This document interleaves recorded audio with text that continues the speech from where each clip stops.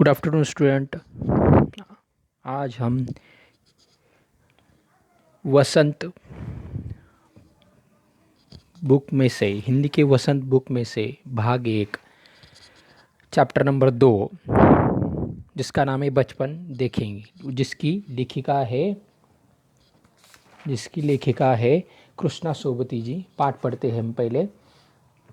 मैं तुम्हें अपने बचपन की ओर ले जाऊंगी। मैं तुमसे कुछ इतनी बड़ी हूँ कि तुम्हारी दादी भी हो सकती हूँ, तुम्हारी नानी भी, बड़ी बुआ भी, बड़ी मौसी भी। परिवार में मुझे सभी लोग जीजी कहकर ही पुकारते हैं।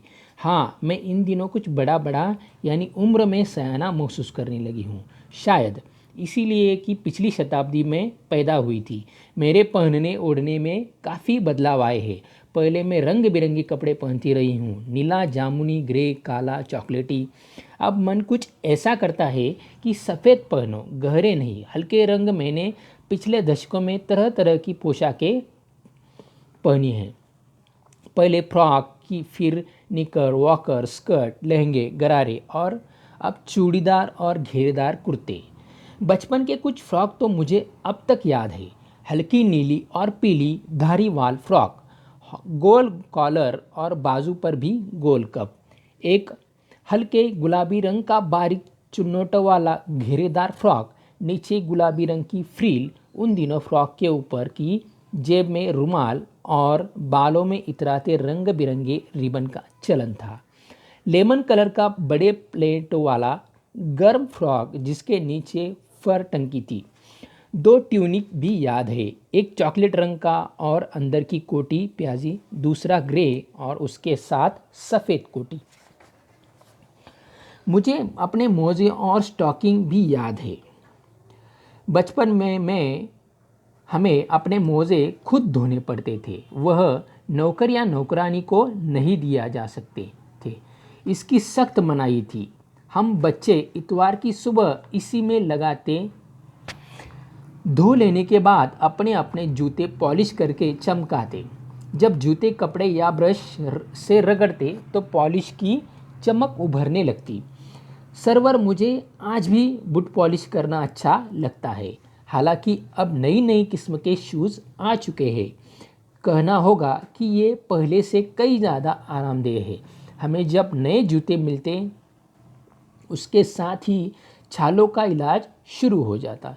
जब कभी लंबी और सैर पर निकलने अपने पास रुई ज़रूर रखते। जूता लगा तो रुई मोजे के अंदर अंदर। हाँ, हमारे तुम्हारे बचपन में तो बहुत फ़र्क हो चुका है। हर शनिचर को हमें ऑलिव ऑयल या कैस्टर ऑयल पीना पड़ता। यह एक मुश्किल काम था। शनिचर को सुबह से ही नाक में इसकी गंध आने लगती। छोटे शीशे के गिलास जिन पर ठीक खुराक के लिए निशान पड़े रहते, उन्हें देखते ही मिलती होने लगती। मुझे आज भी लगता है कि अगर हम न भी पीते वह शनिवारी दवा तो कुछ ज़्यादा बिगड़ने वाला नहीं था। सेहत ठीक ही रहती। तुम्हें बताऊंगी कि हमारे समय और तुम्हारे समय में कितनी दूरी हो चुकी है।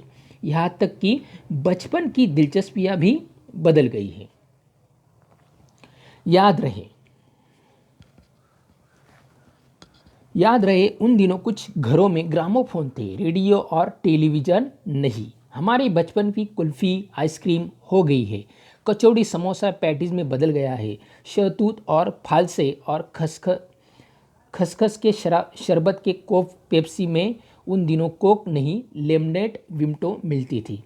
शिमला और नई दिल्ली में बड़े हुए बच्चों को वेंगर्स और डेविको रेस्तरां की चॉकलेट और पेस्ट्री मज़ा देने वाली होती। हम भाई बहनों की ड्यूटी लगती शिमला और मॉल से ब्राउन ब्रेड लाने की। हमारा घर मॉल से ज़्यादा दूर नहीं था। एक छोटी सी चढ़ाई और गिरजा मैदान पहुंचते जाते। वहाँ से एक उतराई उतरते और मॉल पर कन्फेक्शनरी काउंटर पर तरह तरह की पेस्ट्री और चॉकलेट की खुशबू मन भावनी। हमें हफ्ते में एक बार चॉकलेट खरीदने की छूट थी।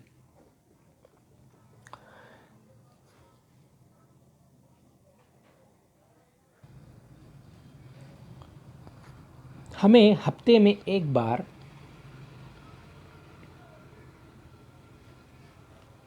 हमें हफ्ते में एक बार चॉकलेट खरीदने की छूट थी। सबसे ज़्यादा मेरे पास ही चॉकलेट टॉफ़ी का स्टॉक रहता।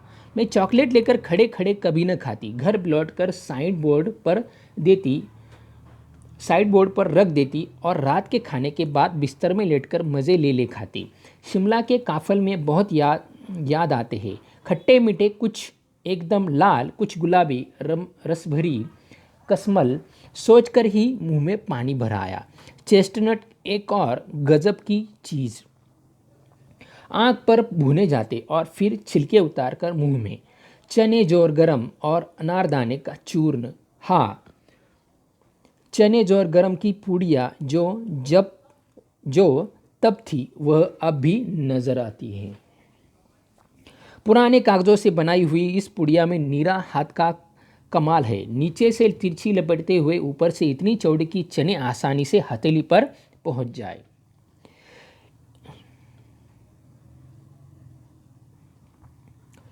एक वक्त था जब फिल्म का गाना चना जोर गरम बाबू ले आया लाया, मज़ेदार चना जोर गरम उन दिनों स्कूल के हर बच्चे को भात आता था।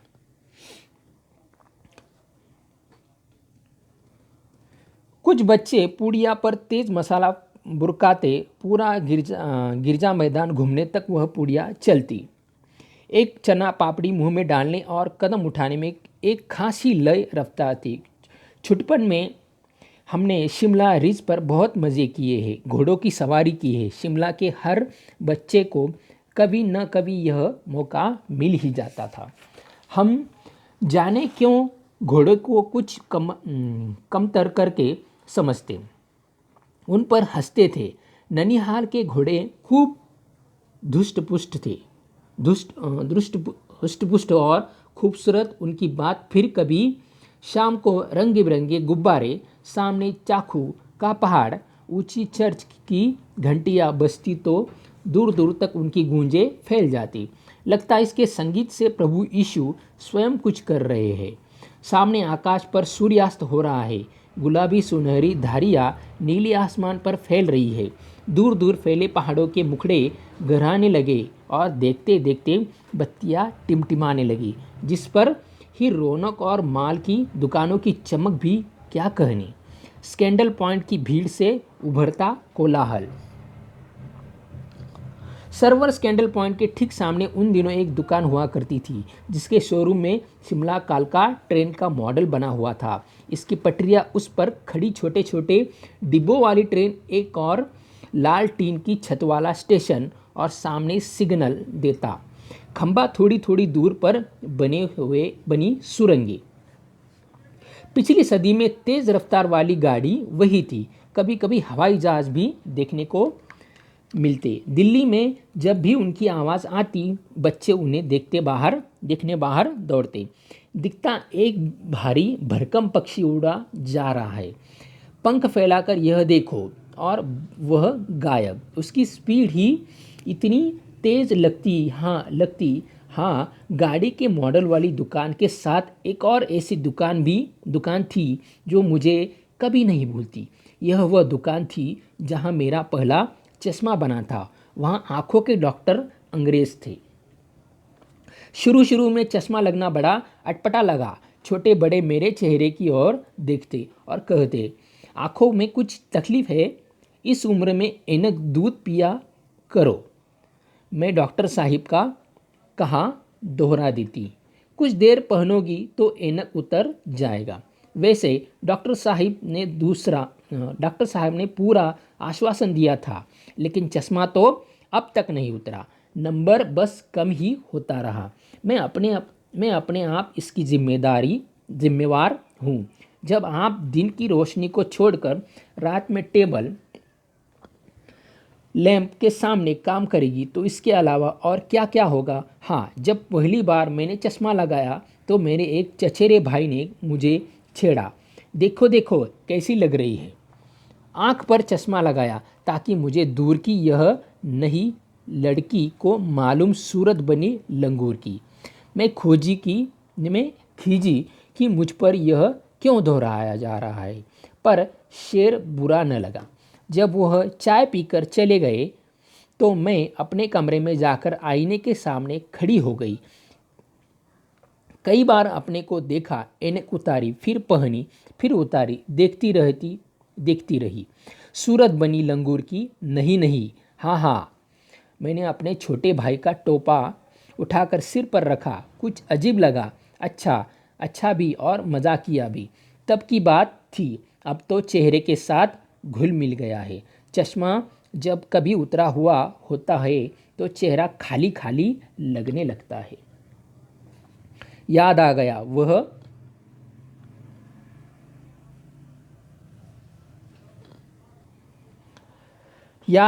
वह टोपा, काली फ्रेम का चश्मा और लंगूर की सूरत। हाँ, इन दिनों मैं शिमला में सिर पर टोपी लगाना पसंद करती हूँ। मैंने कई रंगों की जमा कर ली है, कहाँ दुपट्टों का ओढ़ना और कहाँ सहज सहल सुभीते वाली हिमाचली टोपियाँ। देखा बच्चों, तो हमने ये पाठ पढ़ लिया है, तो अब अभी समझा लेते हैं।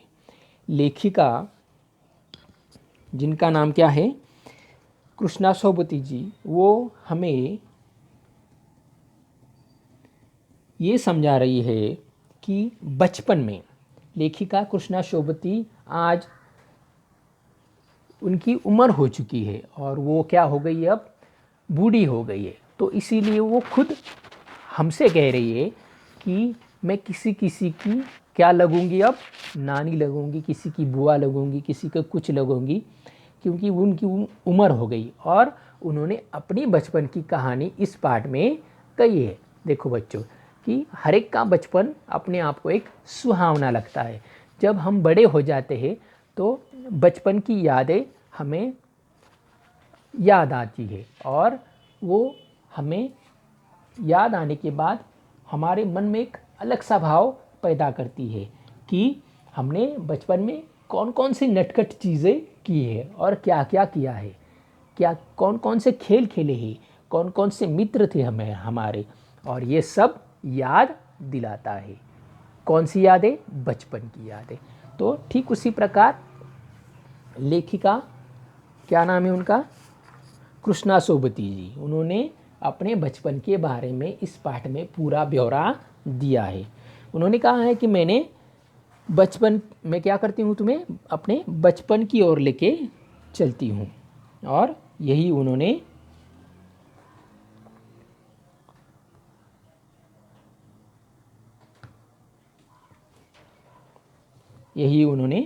कहा है।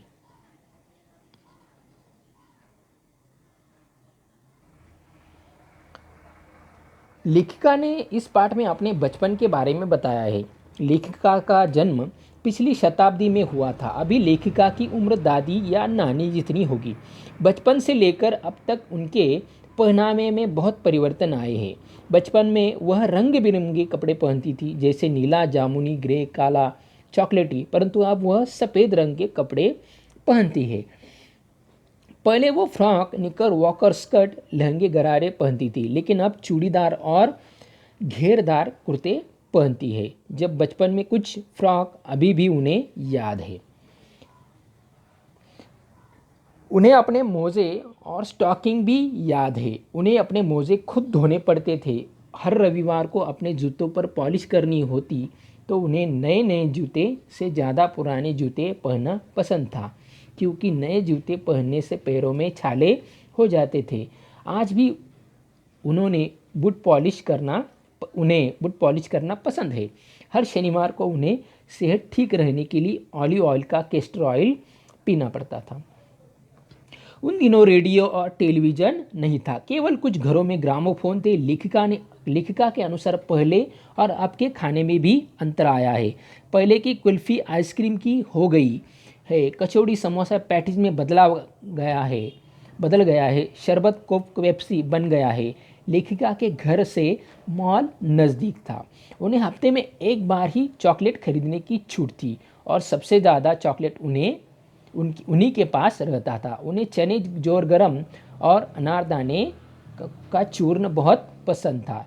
लेखिका पहले चने, जोर गरम और अब वाले में अंतर नहीं लगता, उसका स्वाद वैसा ही लगता है। लेखिका अपने बचपन में शिमला रिज पर बहुत मज़े किए हैं। घोड़ों की सवारी भी उन्होंने की है। सूर्यास्त के समय दूर दूर तक फैले पहाड़ मनोरम दृश्य प्रस्तुत करते हैं। चर की बजती घंटियाँ को संगीत सुनकर लगता प्रभु यीशु कुछ कर रहे हैं। स्कैंडल पॉइंट के सामने के शोरूम में शिमला कालका ट्रेन का मॉडल बना था। देखो इस प्रकार शिमला हमें तस्वीर में दिखाई दे रहा है। पिछली सदी हवाई जहाज़ कभी कभी देखने को मिल जाते थे। आप भी देखते हैं ना, हवाई जहाज़ देखकर ऐसा लगता था जैसे कोई भारी भरकम पक्षी पंख फैलाकर तेज़ गति से उड़ रहा हो। गाड़ी के मॉडल वाली दुकान के साथ एक और दुकान थी जहाँ से लेखिका ने अपना पहला चश्मा बनवाया था। शुरू शुरू में चश्मा पहनना लेखिका को पसंद नहीं था, अटपटा लगता था और उनके डॉक्टर ने कहा था कि थोड़ी दिनों में कुछ क्या हो जाएगा, ये चश्मा निकल जाएगा और तुम क्या करो, दूध पिया करो, हर रोज़ चश्मा पहना करो। इसकी जिम्मेदार लेखिका कह रही कि मैं खुद हूँ। वह दिन की रोशनी में नहीं पढ़कर रात में टेबल लैंप के सामने पढ़ती थी। जब पहली बार उन्होंने चश्मा लगाया था तब उनके भाई ने उन्हें बहुत चिढ़ाया था। कौन सा शेर सुनाया था उनके? सूरत लंगूर जैसी धीरे धीरे चश्मा लेखिका सूरत लंगूर जैसी लग रही, धीरे धीरे चश्मा लेखिका से घुल मिल गया।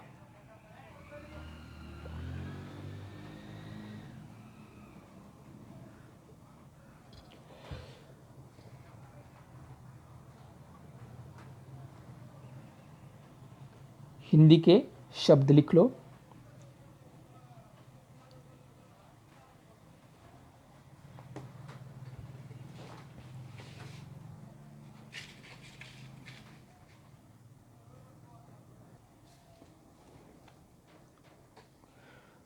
और इस प्रकार लेखिका ने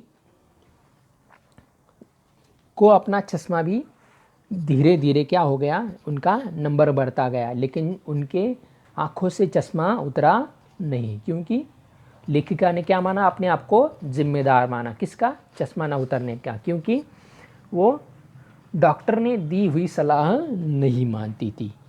और इस प्रकार लेखिका ने अपने बचपन की यादों को संजोए रखा है और आप भी अपनी बचपन की यादों को संजोए रखें, यही लेखिका कहना चाह रही है। और ये पाठ आपको कैसे लगा, समझा होगा ना बच्चों ठीक से? तो इसके ऊपर के जो छोटे छोटे सवाल दिए होंगे उन सवालों के जवाब आप नोटबुक में लिख लो और मैं इस पाठ के शब्द भी देता हूँ और शब्द भी आप एक नोटबुक में लिख लो। अगली वीडियो में नेक्स्ट चैप्टर देखेंगे अगले वीडियो में। तब तक के लिए गुड आफ्टरनून, धन्यवाद।